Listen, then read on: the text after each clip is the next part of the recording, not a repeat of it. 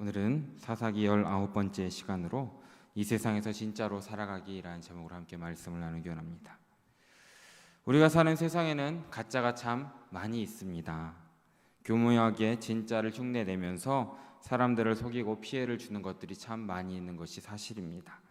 그래서 내가 가지고 있는 것이 진짜인지 가짜인지, 내가 알고 있는 것이 진짜인지 가짜인지 잘 분별하는 것이 그만큼 중요한 시대입니다. 그렇지 않으면 가짜로 인해 큰 피해를 볼 수도 있기 때문이죠. 특별히 우리는 변하지 않는 진짜, 그 하나님의 말씀 진리를 가지고 세상의 수많은 가짜와 맞설 수 있어야 되는 것입니다.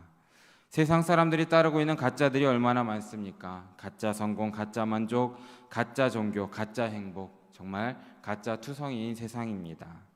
그런데 더 심각한 문제는 이 가짜를 진짜로 여길 때, 진짜로 생각할 때 일어나는 것입니다. 가짜를 가지고 있으면서도 가짜인 줄 모르고 진짜로 생각하고 진짜로 착각할 때에 문제는 더 커지게 되는 것이고 더 심각한 수준에 빠지게 되는 것입니다. 이단에 빠진 사람들이나 사이비 종교에 빠진 사람들 한번 생각해 보시기 바랍니다. 그들은 자신이 믿고 있는 가짜를 진짜로 생각해서 정말 열심히 전도를 합니다. 제가 옛날에 야탑에서 고시원에 살 때에 일주일에 한 번씩 만났습니다. 얼굴에 후광이 보입니다.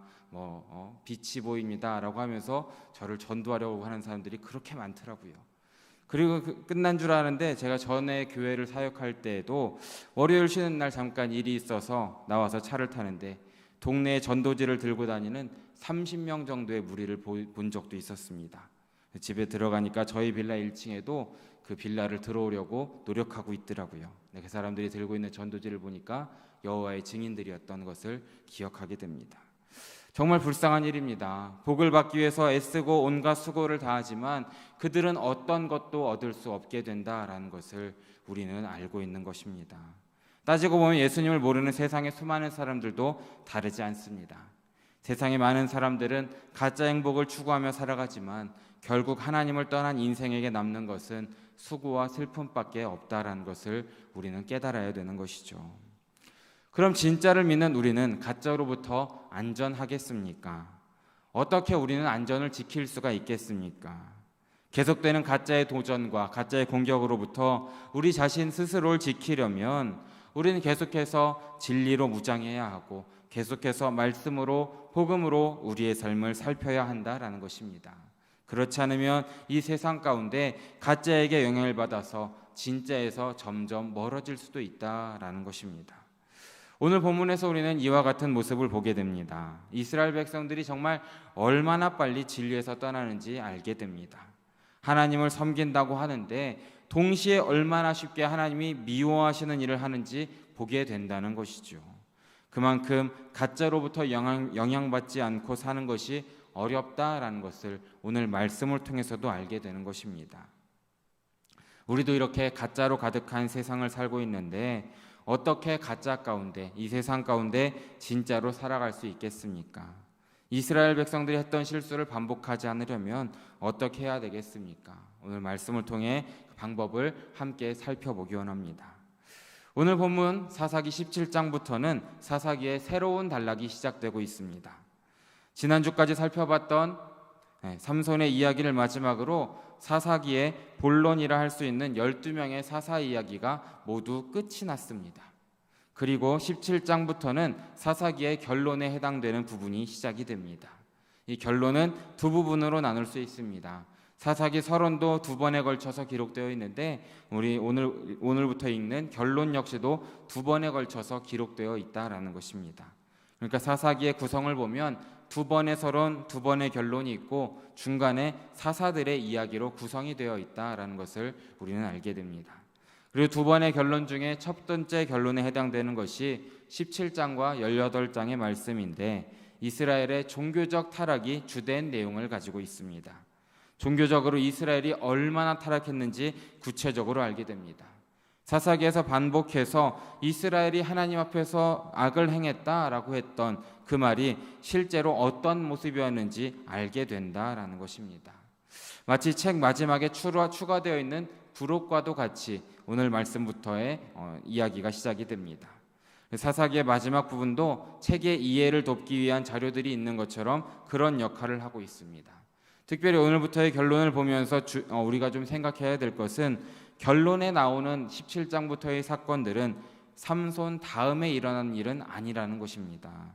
이야기의 배경이나 인물의 연대 등을 생각해 봤을 때, 지파의 정황들을 고려해 봤을 때 결론에 나오는 사건들이지만 사사기 초기에 있었던 일이다라고 학자들은 이야기하고 있습니다.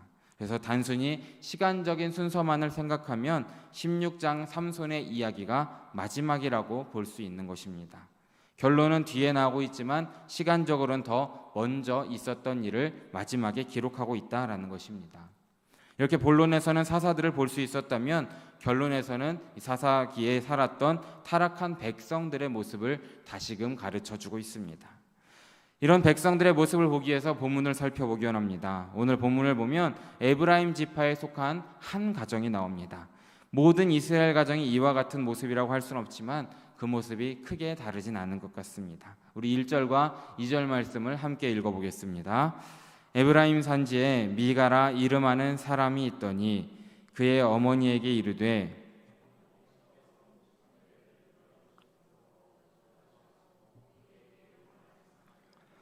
보소서 그 은이 내게 있나이다. 내가 그것을 가졌나이다 하니 그의 어머니가 이르되 내 아들이 여호와께 복받기를 원하노라 하니라. 아멘. 에브라임 산지에 살고 있는 미가라는 사람이 소개됩니다. 어느 날 미가는 자신의 어머니가 저주하는 것을 들은 것 같습니다. 미가의 어머니가 저주한 이유는 무엇입니까? 2절 말씀 초반절을 보니 은 1,100을 잃어버렸다라고 기록되어 있습니다. 좀 이상합니다. 돈을 잃어버렸다라는 것은 나의 실수입니다. 그런데 내가 잃어버려 놓고 지금 누구를 저주하고 있는 것이겠습니까? 우리 성경 말씀에는 잃어버렸다고 번역이 되어서 오해를 할 수 있는데 잃어버렸다는 말은 히브리어로 루카흐라는 단어를 쓰고 있습니다. 이 단어의 뜻은 취하다, 잡다라는 뜻을 가지고 있습니다. 그러니까 미가의 어머니가 돈을 들고 나갔다가 잃어버린 것이 아니라 어머니가 돈을 도둑 맞았다라는 뜻을 가지고 있다라는 것입니다. 그래서 미가의 어머니는 자신의 돈을 훔쳐간 사람을 저주하고 있다라는 것을 우리는 말씀을 통해 깨닫게 되는 것입니다. 얼마의 돈을 도둑 맞았습니까? 은 1,100이라고 되어 있습니다. 당시 1년 노동자가 일해서 벌 수 있는 금액이 약 은 10이라고 합니다. 그러니까 노동자가 110년 동안 쓰지 않고 먹지 않고 넘게 일해야 모을 수 있는 돈이 은 1,100이었다라는 것입니다. 그런데 혹시 은 1,100이라고 하니까 생각나는 것이 있으시지 않으십니까? 이전에 블레셋 지도자가 들릴라에게 약속했던 돈과 같은 액수입니다. 그래서 어떤 사람들은 미가의 어머니를 들릴라라고도 말하기도 합니다. 은 1,100이 괜히 나온 금액이 아니라는 것입니다. 하지만 아까 말씀드린 것처럼 본문의 배경은 사사시대 초기였고 삼손보다 훨씬 전에 있었던 일입니다. 미가의 어머니가 들릴라가 될 수는 없는 일이죠. 다만 우리가 이 1,100이라는 돈을 통해서 우리가 짐작할 수 있는 것은 미가의 집안이 그만큼 재력이 있는 부유한 집안이었다라는 사실입니다.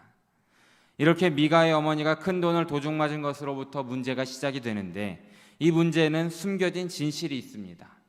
이 사건의 진짜 문제는 돈을 도둑 맞은 것으로 끝나는 것이 아니라는 겁니다. 돈을 도둑 맞은 것보다 더 큰 문제가 남아 있습니다. 그것은 돈을 훔쳐간 것이 그 도둑이 바로 다름 아닌 그녀의 아들인 미가라는 사실입니다. 미가는 어머니의 돈을 훔쳤다가 어머니의 저주를 듣고 두려워서 다시 돈을 돌려주고 있습니다. 미가의 어머니가 어떤 말로 저주를 했는지는 나와 있지 않지만 미가의 마음을 바꿀 만큼 정말 엄청난 돈을 다시 드릴 만큼 효과적인 저주였던 것 같습니다. 그런데 여기에서 미가가 돈을 훔쳐간 것보다 더 큰 문제가 발생을 합니다. 미가가 자신의 훔쳐갔다라는 것 사실을 털어놓자 어머니가 갑자기 미가를 축복을 합니다. 2절 후반절을 보니 내 아들이 여호와께 복받기를 원하노라 라고 축복을 하고 있습니다. 미가의 어머니는 돈을 훔쳐간 사람을 저주했다가 그 사람이 아들인 것을 알고 축복으로 바꿉니다. 그러고 나서 이 아들의 죄에 대해서 어떤 말도 한마디도 하지 않습니다. 정말 넓은 마음을 가지고 아들을 사랑하는 어머니라서 그랬겠습니까? 이 가정의 문제가 어디에 있는지 우리가 알게 되는 것입니다. 미가의 어머니는 오늘 본문에서 자녀의 죄를 다루지 않았다라는 것입니다. 왜 자신의 돈을 훔쳤는지, 왜 이런 일을 하려고 했는지 알려고 하지 않습니다. 이 일이 얼마나 큰 잘못인지, 하나님께서 이런 일에 대해서 어떻게 말씀하셨는지 전혀 언급하지 않고 있다라는 것입니다. 돈을 훔쳐간 아들도 잘못이지만 죄를 다루지 않은 엄마 역시도 큰 문제라는 것을 우리는 깨달아야 되는 것입니다. 문제는 더 큰 문제를 부르고 더 큰 문제는 또 더 큰 문제를 부르게 된다는 것이죠. 부모가 자녀의 잘못을 보고 무조건 정죄하고 무조건 지적하는 것은 하나의 문제가 될 수도 있습니다. 하지만 자녀의 잘못을 보고도 다루지 않고 항상 봐주고 항상 용납하는 것, 잘못을 잘못이라고 말하지 않는 것은 더 큰 문제가 될 수도 있다는 것을 우리는 늘 마음에 새겨야 되는 것입니다. 자녀는 잘못을 하고 있는데 아이야 너는 잘못이 아니야, 이것은 세상이 잘못된 거야 라는 말이 자녀를 망칠 수도 있다라는 것입니다. 삐뚤어진 사랑이죠. 잘못한 것이 있으면 잘못을 깨닫고 다시금 돌이킬 수 있도록 도와줘야 되는 것입니다. 그렇게 하는 것이 부모의 책임이라는 것이죠. 죄에 대해서 묵인하고 넘어가면 자녀들은 그릇된 길로 빠질 수밖에 없다라는 것을 명심하시기 바랍니다. 물론 죄를 다루는 과정은 언제나 힘이 들고 어렵습니다. 그냥 생략하고 넘어가고 싶은 유혹이 언제나 있습니다. 우리의 본성은 그런 힘든 과정을 좋아하지 않습니다. 생략하길 원합니다. 하지만 우리가 우리의 자녀들을 정말로 사랑한다면 그 힘든 과정을 만나야 되는 것이고 그것을 이겨내야 된다라는 것입니다. 죄를 제대로 다루고 분명히 가르쳐 줄 수 있어야 되는 것입니다. 단호하게 죄의 결과를 가르치되 그와 함께 이 모든 것을 덮는 하나님의 은혜와 용서도 함께 가르쳐줘야 되는 것이죠. 하나님이 행하신 일과 은혜의 크기를 함께 알려줘야 된다라는 것입니다. 저희 아들이 작년 이맘때, 작년 7월쯤입니다. 어린이집에서 한 친구를 깨물었다는 이야기를 들었습니다. 깨무는 게 얼마나 되겠냐라고 말씀하시겠지만 피가 날 정도로 깨문 적이 한 번 있었습니다. 매우 난감했습니다. 선생님들도 그 아이가 병원에 갔다 오는 얘기까지 들었거든요. 그러니까 제대로 이해하지도 못한 아이에게 이것이 얼마나 잘못된 것인지를 어떻게 가르쳐야 될지 참 어려운 일이었습니다. 그럼에도 앉아서 그것은 정말 나쁜 일이고 하나님께서도 친구를 괴롭히는 것은 싫어하는 것이고 친구들과 사이좋게 사랑을 전해주며 살아야 된다는 것을 차근차근 하나하나 설명을 해주었습니다. 그랬더니 그 다음 날은 잘 지내고 왔다라는 소식을 듣게 되었고 요즘은 아빠 오늘은 친구들이랑 싸우지 않고 잘 놀았어 라는 인사를 건네고 있습니다. 이것이 부모의 역할이구나 싶습니다. 정말 사랑한다면 혼도 내야 하고 엄한 사랑도 할 수 있어야 되지 않겠습니까? 하지만 이 미가의 가정에는 이런 엄한 사랑이 없었다라는 것입니다. 그리고 죄를 다루지 않는 더 큰 문제가 다시금 큰 문제를 또 가져오고 있는 것입니다. 미가의 어머니는 미가에게 받은 돈으로 다시금 뜻밖의 일을 하고 있습니다. 우리 3절과 4절 말씀을 함께 읽어보겠습니다. 미가가 은 1,100을 그의 어머니에게 도로 주매 그의 어머니가 이르되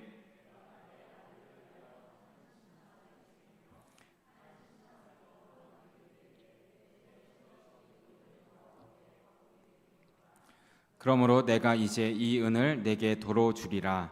미가가 그 은을 그의 어머니에게 도로 주었으므로 어머니가 그 은 200을 가져다가 은장색에게 주어 한 신상을 새기고 한 신상을 부어 만들었더니 그 신상이 미가의 집에 있더라. 아멘. 미가의 어머니는 되찾은 은을 3절 말씀을 보니 은을 여호와께 거룩히 드린다라고 말합니다. 그 돈을 구별해서 하나님께 드리겠다라는 뜻이죠. 그러면서 한 신상을 새겨 만듭니다. 그 신상에 은을 부어서 우상을 만듭니다. 왜 이렇게 합니까? 3절을 보니 이런 표현이 있습니다. 내가 내 아들을 위하여 라는 표현이 있습니다. 내 아들을 위하여. 아들을 위하겠다고 우상을 만들었다라는 겁니다. 자기 아들을 위해서 하나님의 이름을 들먹이면서 우상을 만들었다는 것이죠. 아마도 자신이 했던 저주가 혹시라도 아들에게 불행을 가져올까 불안했던 것 같습니다. 그래서 은을 부어드리면서 하나님의 호의를 얻으려 했던 것입니다. 하지만 우상을 만드는 것은 정말로 잘못된 신앙이라는 것을 우리는 깨달아야 되는 것입니다. 이것이야말로 내 마음대로의 신앙이라는 것입니다. 하나님이 무엇을 명하셨는지, 무엇을 원하셨는지, 또 무엇을 하지 말라고 하셨는지, 무엇을 미워하시는지 상관없는 태도를 보여주는 것입니다. 그냥 내가 하고 싶은 대로, 내 생각대로, 다른 사람이 하는 대로 그냥 따라 산다라는 것입니다. 그래서 하나님이 명령하신 제 두 번째 계명, 10계명의 두 번째 계명을 노골적으로 무시하고 있는 것입니다. 하나님은 어떤 형상이든지 우상을 만들지 말라라고 말씀하셨던 것을 우리는 마음에 새겨야 되는 것입니다. 우상을 만드는 것, 그것은 하나님이 미워하시는 가증스러운 행위라는 것이죠. 하지만 이 집안은, 이 미가의 집안은 이 일을 하나님의 이름으로 행하고 있다는 것입니다. 사랑하는 여러분, 우리가 어떤 의도를 가지고 있든지, 얼마나 아름다운 작품을 만들든지, 그것으로 인해서 사람들이 얼마나 감탄을 하든지 관계없습니다. 하나님을 형상으로 만드는 것은 하나님이 절대적으로 금하신 일이라는 것을 기억하시길 바라겠습니다. 사람이 만든 어떤 것으로도 하나님을 대신할 수 없다라는 것입니다. 그리고 또한 사람은 어떤 것으로도 하나님을 제대로 표현할 수도 없는 것입니다. 하나님은 영이시기에 형상으로 표현할 수 없을 뿐만 아니라 사람이 형상을 만들면 하나님의 한 부분만을 표현할 수 있을 뿐만 아니라 다른 부분을 왜곡시키고 하나님이 아닌 것을 표현하거나 오해하게 만들 수도 있다라는 것을 우리는 늘 명심하고 조심할 수 있어야 된다라는 것입니다. 그림을 하나 좀 보도록 하겠습니다. 이게 무슨 그림이겠습니까? 감사합니다. 맞추시는 분이 계시네요. 네, 영일교회입니다. 이 그림은 제가 그린 주보에 있는 교회 사진을 좀 막 그려봤습니다. 성도님들이야, 우리 여기 계신 많은 성도님들이야 주보를 매주 보시니까 우리 교회라는 걸 아시겠지만, 우리 교회를 다니지 않는 사람들이 이 그림을 보고 우리 영일교회 모습이다라고 이해할 수가 있겠습니까? 저게 뭐지? 라고 생각하는 사람들이 더 많을 것입니다. 불가능한 것이죠. 저에게는 한계가 있기 때문에 보는 것을 그대로 그려낼 수가 없다라는 것입니다. 제가 눈으로 본 것을 그리는데도 이렇다면 한 번도 본 적이 없고 볼 수도 없는 것을 표현하는 것은 어떻게 되겠습니까? 마찬가지입니다. 어떤 방법으로 하든지 상관없이 하나님을 우리의 느낌대로 형상으로 만들면 그 순간 그것은 하나님을 왜곡하고 하나님을 잘못 나타내는 것이 된다라는 것을 우리는 늘 기억해야 되는 것입니다. 사랑하는 여러분, 하나님은 우리가 조각할 수 있는 분이 아니다라는 것을 늘 마음에 새기시길 진심으로 바라겠습니다. 하지만 미가의 어머니는 달랐습니다. 우상을 부어 만듭니다. 그리고 그 우상은 미가의 집에서 하나님이 되고 있습니다. 그리고 미가는 집안에 추가로 계속해서 뭔가를 또 만듭니다. 우리 5절 말씀도 함께 읽어보겠습니다. 함께 읽습니다. 그 사람 미가에게 신당이 있으므로 그의 제사장으로 삼았더라. 아멘. 미가에게는 신당도 있었습니다. 신당이라는 것은 문자적으로 신들의 집이라는 뜻이죠. 미가에게는 신들을 모셔두고 제사를 드리는 장소를 이미 가지고 있었습니다. 그래서 제사를 드리기 위해서 하나님이 정하신 성막에 갈 필요가 없었던 것입니다. 그래서 내가 원하는 곳에서 제사를 드렸던 것이죠. 그런 미가에게 은으로 만든 따끈따끈한 신상이 생깁니다. 신당과 신상이 있는 미가가 또 무엇을 만듭니까? 에봇과 드라빔을 만들었다라고 기록하고 있습니다. 에봇은 제사장이 입는 옷으로 하나님의 뜻을 구하는 데 사용했고, 드라빔은 점을 치는 데 사용했던 우상이었던 것입니다. 하나 둘 자신이 원하는 것을 갖추어가는 미가에게 남은 것이 무엇입니까? 제사장이죠. 그래서 미가는 자신의 아들까지 이제 제사장으로 세우는 모습을 보여주고 있습니다. 하나님께서는 명령하실 때에 제사장의 직무를 레위 자손에게 주셨던 것을 우리는 말씀을 통해 기억합니다. 하지만 미가는 이 모든 것을 무시하고 자신의 아들을 제사장으로 세우는 것이죠. 미가가 하나님 말씀을 몰라서 그랬겠습니까? 아닙니다. 우리 오늘 본문 뒤에 있는 7절부터의 말씀을 보면 미가가 레위 청년을 제사장직으로 고용하는 모습을 보게 됩니다. 그러니까 레위 자손이 제사장이 되어야 한다는 것을 이미 미가라는 사람을 알고 있었던 것입니다. 하지만 미가는 이 모든 것이 그렇게 중요하지 않았던 것이죠. 해도 좋고 안 해도 별 문제 없는 그 정도의 일이었다라는 것입니다. 하나님의 말씀이 그저 그 정도로 끝났다라는 것이죠. 그래서 결국 미가는 어떻게 됩니까? 온통 가짜로 만들어진 가짜 신앙, 가짜 세상을 만들어 버렸다라는 것이죠. 그럼에도 불구하고 미가는 자신이 만들어 놓은 그 자신이 섬기는 우상에 대해서 하나님이라는 이름을 붙였다라는 것입니다. 하나님을 섬긴다고 하지만 정말 무늬뿐이다라는 것을 우리는 깨달아야 됩니다. 진짜는 없고 가짜만 남았다는 것이죠. 하나님 명하신 것과 전혀 관계없이 모든 것을 다 자기 마음대로 하고 있다라는 것입니다. 이런 미가를 두고 성경은 이렇게 평가를 합니다. 우리 마지막으로 6절 말씀을 함께 읽어보겠습니다. 그때에는 이스라엘에 왕이 없었으므로 사람마다 자기 소견에 오른 대로 아멘. 자기 소견에 오른 대로 자기 눈에 좋아 보이는 대로 행했다라는 것입니다. 하나님이 이스라엘 왕으로 계셨지만 왕을 따르지 않았다는 것이죠. 왕이신 하나님을 무시하고 스스로 자기가 왕이 되었다라는 것입니다. 그래서 이스라엘이 어떻게 됩니까? 말씀이 아니라 자기의 생각대로 했다라는 것입니다. 내가 원하는 대로 제사장을 세우고 내가 원하는 대로 우상을 만들고 내가 원하는 대로 신당을 세우고 내가 원하는 대로 제사를 드렸다라는 것입니다. 그렇게 해놓고 하나님을 섬긴다라고 말했던 것입니다. 그들이 섬기는 것은 하나님이 아닙니다. 자신이 만든 가짜 신이라는 것을 우리는 마음에 새겨야 되는 것입니다. 눈에 보이는 좋은 것을 쫓아서 가짜가 주는 만족과 유익과 편함을 쫓아서 자기 소견에 오른 대로 그렇게 이스라엘은 가짜를 쫓아갔고 그들은 점점 하나님에게서 멀어졌다라는 것을 우리는 말씀을 통해 깨달아야 되는 것입니다. 사랑하는 여러분, 가짜가 가득한 이 세상 가운데 말씀을 따르지 않으면 진짜로 살아갈 수가 없다라는 것을 믿으시기 바랍니다. 이스라엘처럼 가짜가 될 수밖에 없습니다. 그러니 말씀을 따르시길 진심으로 바랍니다. 말씀을 선택으로 만들지 마시기 바랍니다. 가짜의 세상 가운데 진짜로 살아가기 위해서는 하나님의 말씀하신 것을 선택사항으로 만들면 안 되는 것입니다. 하나님이 우리에게 주신 명령은 해도 되고 안 해도 되는 선택사항이 아니라는 것입니다. 필수사항이라는 것입니다. 만약 우리가 하나님 말씀을 우리가 필요한 대로 선택사항으로 생각한다면 그것은 우리 역시도 하나님을 내가 원하는 방식대로 내 생각대로 섬기는 것이 아니겠습니까? 그래서 내가 섬기는 하나님을 내가 원하는 모습으로 가짜 하나님을 만들 수도 있다는 것을 우리는 마음에 새겨야 되는 것입니다. 하나님이 나에게 명하신 것들이 선택사항이 될 때 내가 기분이 좋으면 들어주고 아니면 무시하게 됩니다. 내가 할 만한 것은 순종하지만 어려운 것은 거절하게 됩니다. 내가 손해가 될 만한 것은 넘어가게 됩니다. 내가 싫어하는 사람에게는 순종하지 않는 것, 이것은 하나님을 섬기는 것이 아닙니다. 이것은 어쩌면 미가처럼 내가 만든 가짜를 섬기고 있을 뿐일 수도 있다라는 것이죠. 이스라엘이 우상을 만들어 섬겼던 것과 다르지 않다는 것입니다.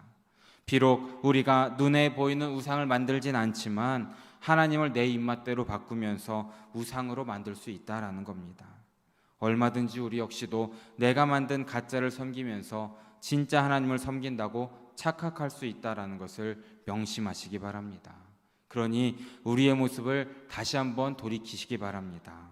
하나님이 금하신 것들을 행하고 있는 것은 아니신지요? 하나님이 명하신 것들을 무시하고 있는 것은 아니신지요? 혹시 하나님 말씀을 의도적으로 걸러내고 있지는 않으신지요? 우리가 이러한 태도로 말씀을 내 마음대로 선택하고 하나님을 섬긴다면 우리는 더 편하고 쉬운 하나님을 섬길 수는 있겠지만 그런 하나님은 존재하지 않는다라는 것을 마음에 새기시길 바라겠습니다. 내 입맛대로 취사 선택할 수 있는 하나님은 존재하지 않는 것입니다. 최근에 읽은 글 하나를 마지막으로 설교를 마무리하려고 합니다. 사랑하는 여러분, 우리가 정말 말씀대로 산다면 하나님 예수님께서 하루 종일 우리 옆에 계신다라고 생각한다면 정말 기쁘겠습니까? 아니면 불편하시겠습니까? 정말 불편하고 힘든 일이 될 수도 있다라는 겁니다. 매 순간 의식하려고 했던 어떤 집사님의 글을 보게 되었습니다. 정말 말씀대로 예수님이 내 옆에 계시는 것처럼 살아봐야지라고 생각했다고 합니다. 그러자 시작부터 스트레스가 너무너무 많이 쌓였다라고 고백하는 글을 보았습니다. 왜이겠습니까? 말씀대로 예수님을 의식하고 하루 동안 살아가면 은혜가 넘쳐야 되는데 대체 왜 스트레스가 쌓이겠습니까? 이 집사님의 사무실은 큰 대로변에 있었다고 합니다. 근데 출근하려면 반대편 길에서 유턴을 해서 주차장으로 들어가야 한다고 했다고 합니다. 근데 매번 유턴을 했던 장소는 불법으로 유턴을 했다라고 합니다. 합법적으로 하려면 1km 정도를 더 가서 신호를 받아야 했던 것이죠. 늘 하던 식으로 이제 1km를 가지 않고 유턴을 하려고 하다가 말씀대로 예수님께서 내 옆에 계시니까 라고 생각이 들어서 1km를 더 운전을 해서 유턴을 했다고 합니다. 거기에서 시간이 너무 많이 아까워져서 스트레스를 받았다는 것이죠. 또한 오전에도 사업상 운전을 많이 하는데 불쑥불쑥 자동차들이 그냥 끼어들면 습관처럼 욕설이 입에서 나오는데 예수님이 의식되고 또 말씀을 생각하다 보니까 참고 참았다라고 합니다. 그렇게 스트레스가 또 쌓였다라는 것입니다.